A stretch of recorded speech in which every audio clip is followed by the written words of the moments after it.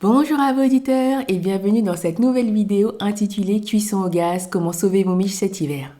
Dans cette vidéo, nous verrons les différents types de gaz accessibles au domicile, différents contenants et également comment utiliser le gaz pour la cuisson. Depuis quelques mois déjà, les médias et les gouvernements nous préparent à d'éventuelles coupures électriques, dues aux sanctions contre la Russie, mais également à l'arrêt d'une grosse part de notre parc nucléaire pour son entretien.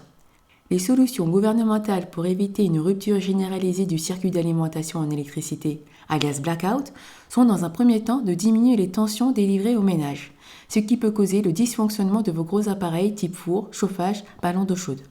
Et dans un second temps, d'effectuer des coupures localisées durant la journée pour éviter les pics dangereux de consommation. Merci Lulinki!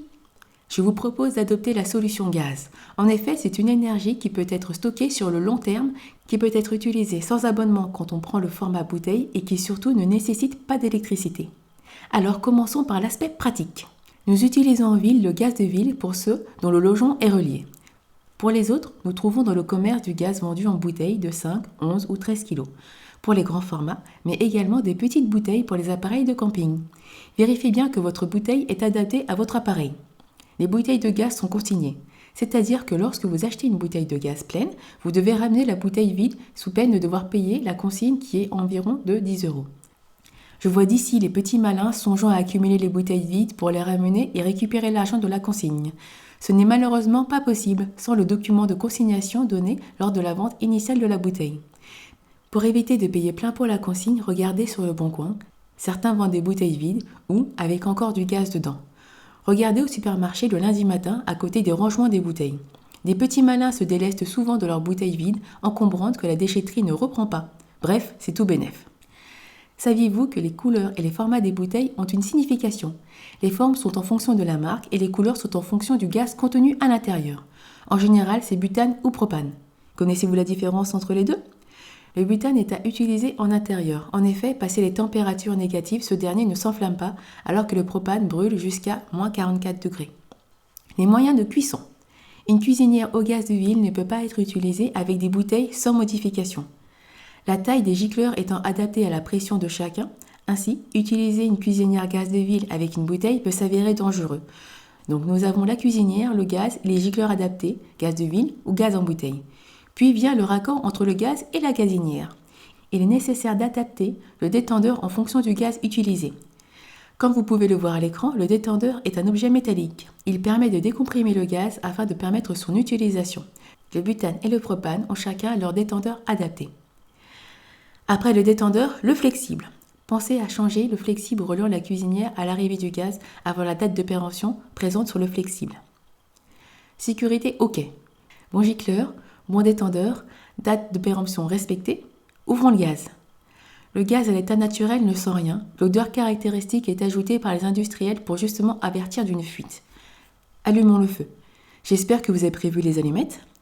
Si lors de l'allumage de l'appareil de cuisson rien ne se passe, vérifiez que vous avez bien ouvert l'arrivée de gaz, vérifiez que c'est le bouton du bon brûleur que vous tournez, et enfin, pour finir, s'il ne se passe toujours rien, appuyez sur le petit bouton de sécurité sur le détendeur comme je vous le montre à l'écran. Au début, je me suis fait avoir avant de trouver la solution sur Google. Sachez que si vous utilisez vos casseroles sur le feu, ces dernières peuvent être déformées par les flammes. Attention aux ustensiles exclusifs induction. Réglez l'intensité des flammes en tournant le bouton. Vous voilà prêt à cuire vos aliments et à chauffer votre eau. Une gazinière dans un coin du garage ou dans la cabane de jardin peuvent être très utiles. Pensez aussi au camping-gaz pour les personnes ayant moins de place. Les bouteilles allant dans les camping-gaz ont une autonomie de cuisson de 1h30 environ. Si vous cuisez des pâtes, préférez faire une grande quantité pour optimiser l'énergie utilisée. Salez l'eau, diminue la température d'ébullition et couvrez afin d'accélérer le processus. Pourquoi vous ai-je dit de chauffer l'eau? Tout simplement parce qu'une diminution de tension signifie aussi que la résistance du ballon d'eau chaude peut ne pas fonctionner. Avoir un grand faitout de 28 litres permet de chauffer l'eau pour la toilette de toute la famille et l'eau allant dans les bouillottes qui vont dans les lits. Stockez une bassine parce que le gouvernement vous invite à prendre moins de douches. Mais de facto, si pas d'eau chaude dans le ballon, pas de douche. Sauf pour les guerriers de la douche froide en hiver. Quand on pense à tout ce que l'électricité nous apporte, on se rend compte de notre dépendance. Dans une maison toute électrique, le gaz est l'alternative pour notre salut. La résilience est dans la multiplication des solutions. Après un épisode comme celui-ci, on pense à l'invitation à passer au véhicule électrique. Eh bien, j'avoue que ça me fait bien rire.